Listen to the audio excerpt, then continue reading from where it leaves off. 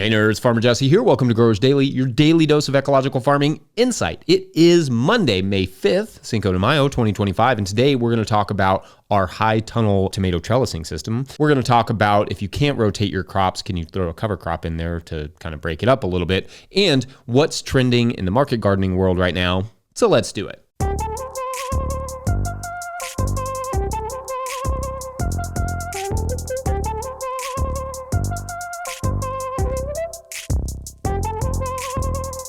All right, well, happy Monday, everyone. I hope your weekends were lovely. Ours was wet, like very wet. It basically rained every minute of the entire weekend, especially those minutes when we were playing soccer / coaching soccer. Definitely among the wettest, if not just the straight up, the wettest spring I've been through. Interestingly, though, I did learn that it rains on almost 50% of Derby days, like 48%. That's interesting. Anyway, last week I went ahead and trellised our grafted tunnel tomatoes. So let's talk a bit today about how we trellis the tomatoes that are in our high tunnel. Technically, this is something you could do outside with a tall enough trellis wire, but we do it in our high tunnel and generally reserve the Florida weave for the field. That is basically using a string to hold tomatoes up, which I will discuss another time. Anyway, I did a whole tomato trellising video at one point on which options are out there, and I will link that in the show notes if you're interested. But the system we've been using for the last few years is called the QLIPR system, QLIPR. And what it is an elongated metal hook that you hang above the vines. And if you're watching on YouTube, you can kind of see what this looks like. So I hang the hook above each of the tomato vines on either side because I'm going to train these tomatoes to what's called a double leader, meaning instead of one main branch, there will be two branches. I do this to maximize all the expense and time spent on grafting and to better utilize the tunnel space. I usually am interplanting, though. I did not notably do that this year, just because I didn't have the time. Anyway, I place a hook on either side of the plant, and each hook will hold up its own branch from each tomato plant. If you're watching on YouTube, you can see I trim out all the extra branches, but I leave the very bottom sucker, which is kind of the branch that comes out in between the main stem and the leaf, the first leaf. So I leave that one to be my second main branch. So yeah, again, I place a hook on either side of the plant and each hook will hold up its own branch. However, there is a time before the plant reaches the hooks, which are notably 72 inches long, so not long enough to reach the ground where the tomato plants are hanging out. But especially since they are grafted tomatoes, I cannot have the top part, the scion, rooting into the ground, so it can't lay on the ground.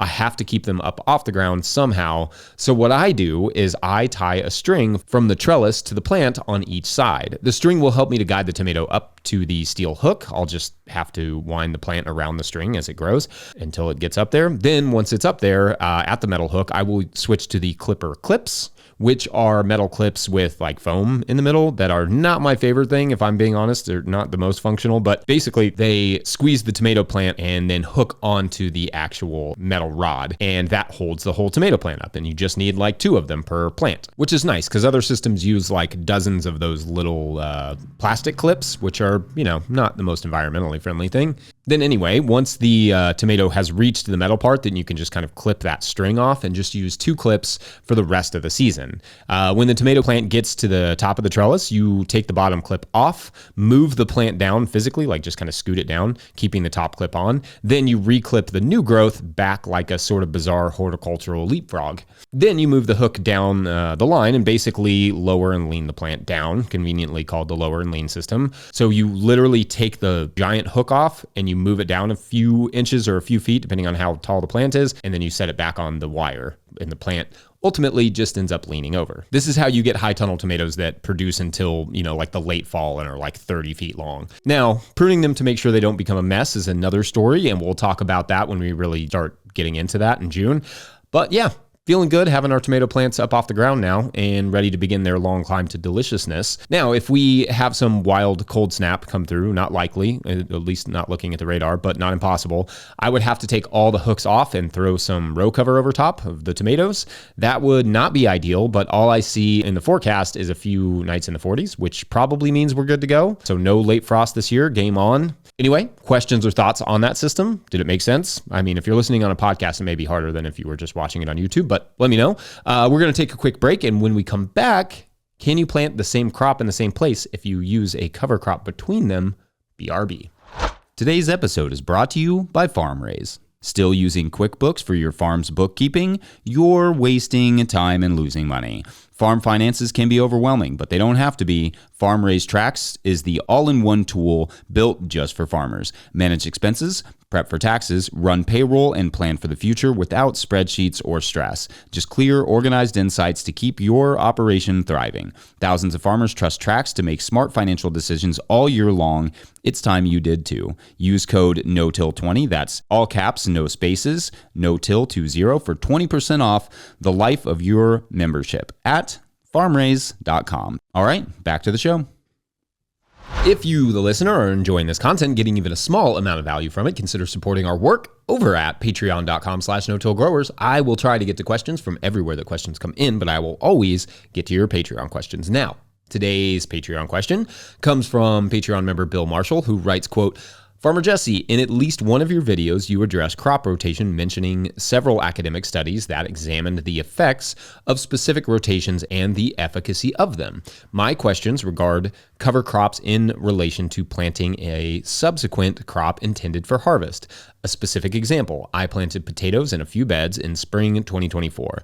The 2025 plan is to transplant another nightshade, in my case tomatoes, into last year's potato beds. However, after I removed the potatoes last summer, I added my homemade compost to the beds, and presently I planted a diverse cover crop blend of at least 6 species, turnip, mustard, oats, a few others. Those cover crops mostly winter killed. Does that intervening cover crop reduce any risks to the tomatoes? If so, which ones?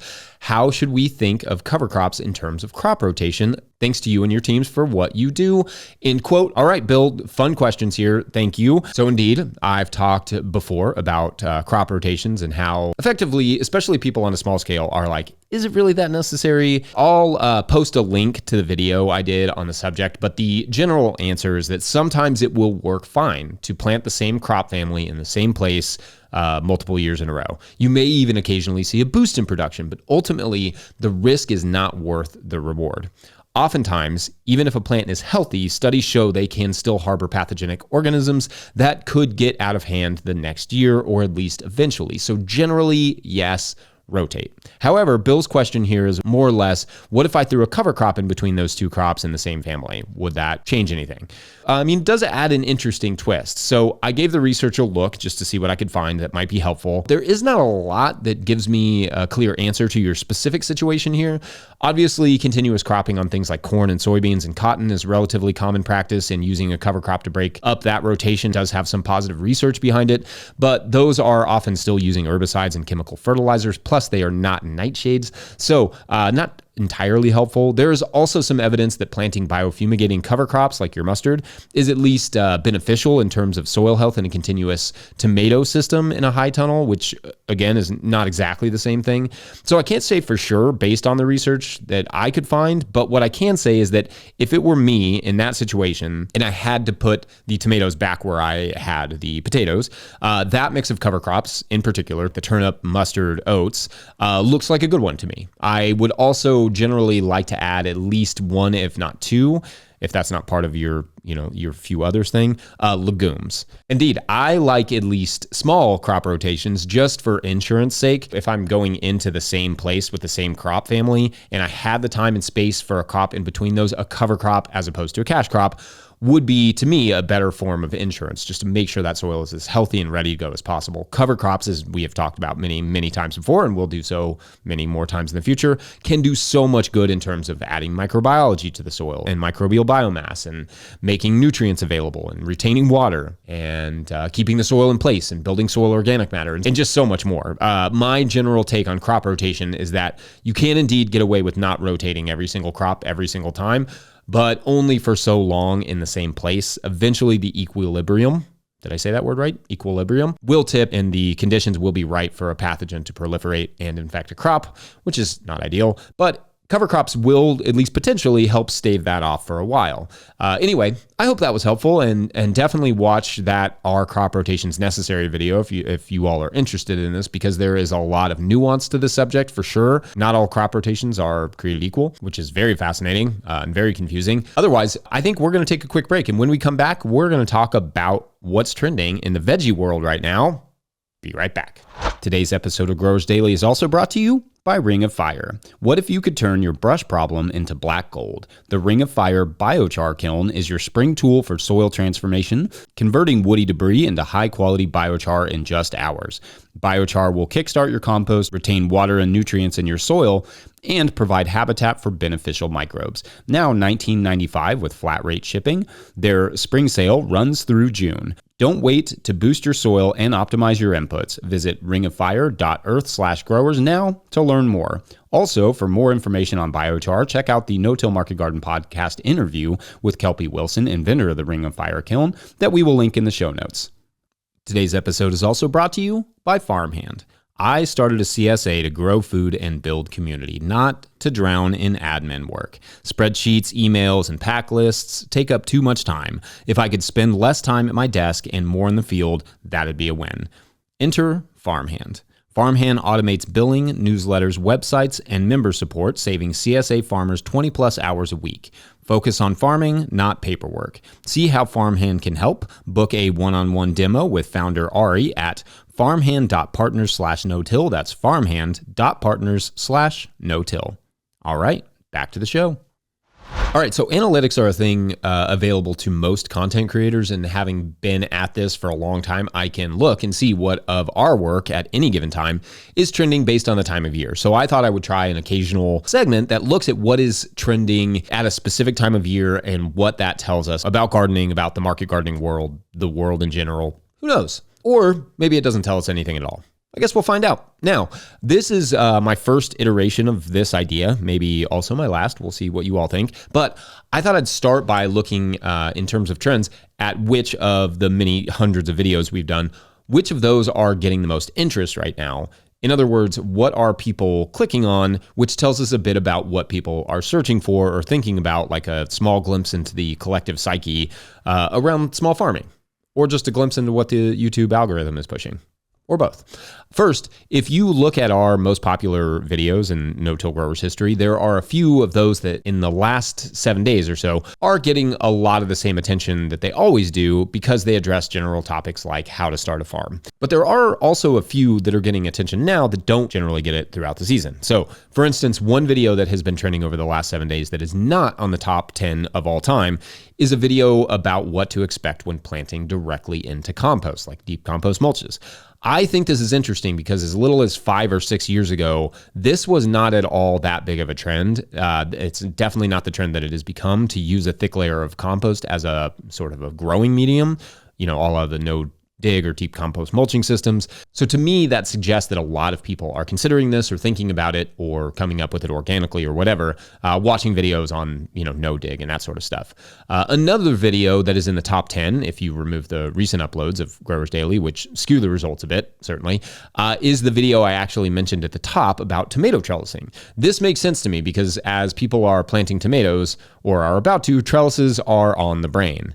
In thinking about this, I think of that video that my buddy Josh Satin made several years ago called Trellis to Make You Jealous, which is inarguably one of the best video titles of all time and currently has like 3.7 million views. And I'm sure it is also likewise blowing up again at the moment, as again, people are probably wondering how to keep their tomatoes off the ground once they plant them. Now, I should say that our top 3 or 4 videos in a month are always the same. Number 1 is almost always how to start a small farm, followed by how the pros start gardens, about how to go from pasture into production. Then the mulch breakdown video that we did or the soil amending simplified video. This seems like a reasonable group to me, how to break into soil, how to break into the market garden business, how to keep both of those things going. It makes sense that a lot of people would have a lot of questions about those things in particular, and that content would garner a lot of interest. That soil amending simplified video has always had a lot of interest, and I think a big part of that, or something I gleaned from that, is that soil amending is one of those confounding subjects that is indeed hard to understand and needs simplifying. Even in the comments of that video, though, people are basically like, Jesse, this is still not simple enough. That to me is a perennial challenge for my work, how to make soil management something that anyone can understand, because soil is so dynamic that that's a really hard topic to tackle in a general way. This is why I'm always deferring more to compost than specific rock minerals or anything like that, because compost is one of the few amendments that is more or less universally okay to put on most soil within reason. I don't know. That's kind of what I'm seeing. I hope that was at least a little bit interesting or helpful or both. both. I definitely think it's interesting to see what people are thinking about, and sometimes that guides what we make, and sometimes it makes me wonder what else people have questions about that we haven't covered and need covering. So let us know. What videos or podcasts are you not finding? Otherwise, I'm going to wrap it up there for this Monday. Don't forget, we are here at No Till Growers officially a 501c3, so donations are tax deductible and greatly appreciated. You can learn more about how to do that in the show notes. Please make sure to like and subscribe and or follow wherever you're getting this podcast. That's an easy way to help us out. Enormous thank you to all of our show sponsors. And if you'd ever like to sponsor the show, you can reach out to Farmer Michelle at notillgrowers.com. Huge shouts to Willie Breeding for the theme music, Mike Hilbert for the production help and editing, and the team at No Till Growers for their support as well. Also, shouts to Epidemic Sound for the background music that you can hear. Pick up a copy of the Living Soil Handbook of the Seed Farmer at notillgrowers.com to support our work. Big thank you to everyone over at patreon.com/notillgrowers, where at a certain level, or if you just bump up from one level to another, or you sign up in the month of May, you get a shout out on the show. So big shout outs today to, who we got? Kate Maudsley. Kate Maudsley. That's a good name. Shouts to Kate for getting a story started this week. This makes me think this story has to take place in like somewhere in rural England, maybe farming the hillsides there in like North Yorkshire, hanging out with like James Herriot. You know, he would stop by and check, you know, on Kate's sheep and would hang out and, you know, talk about veterinarian stuff. But anyway, this was all like back in the 1950s and it's like post-war, so and all that. So things are starting to recover. There's a little bit of hope in the air. But one day while Kate is out tending the sheep, there's this, you know, Kate is up on this hillside and there's this giant flash that comes across the sky, right? Like just blinding flash, lightning, loud, all this stuff. And it came out of nowhere. There was no sky. There was no, you know, real clouds in the sky. And Kate notices, like after a second of being blind, when Kate's vision kind of returns, Kate notices there are a group of people standing in Kate's garden with like weird objects in their hand, and they're kind of talking frantically, and Kate has no idea what's going on. And that's where this week's story begins. Anyway, we'll return to it on Tuesday. That's tomorrow. That will be the 6th of Tuesday, which isn't quite as exciting as the 5th. I bet for somebody. Anyway, thanks for watching and or listening. We will see you tomorrow. Bye.